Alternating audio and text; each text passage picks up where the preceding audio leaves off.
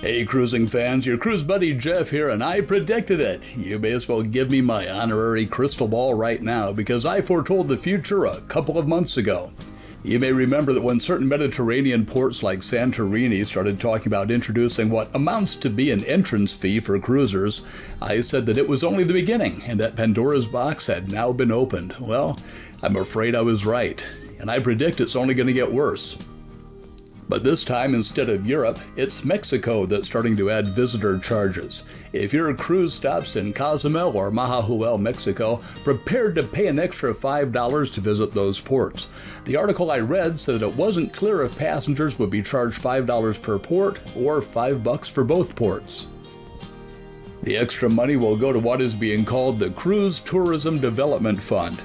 70% of that fund will go to the Trust for Tourism Infrastructure, which includes port maintenance, road improvements, beach revitalization, and historic site restoration.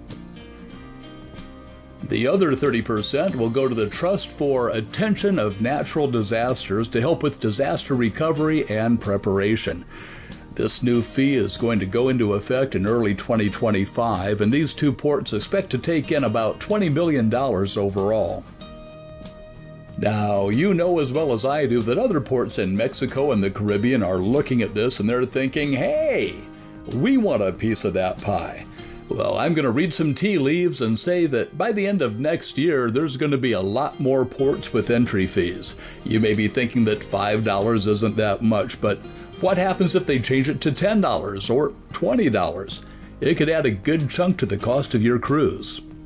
Another country that is increasing the fees for visitors is New Zealand, and cruise companies are urging them to reconsider.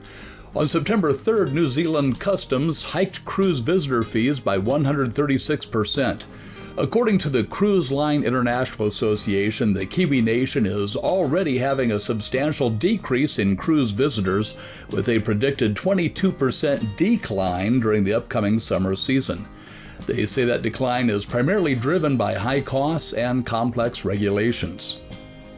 For cruise lines, New Zealand is one of the most expensive destinations in the world in which to operate.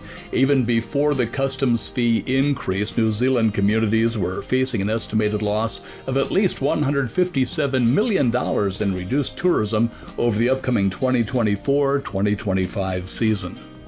But cruise passengers aren't the only ones being hit with higher visitation fees. The New Zealand government has also said that beginning on October 1st, it was going to nearly triple the entry fee for international visitors. The jump would be from 35 New Zealand dollars to 100. That's approximately $62.20 in US dollars.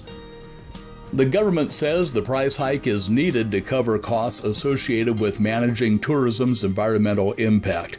The Tourism Industry Association of New Zealand is also against these price increases.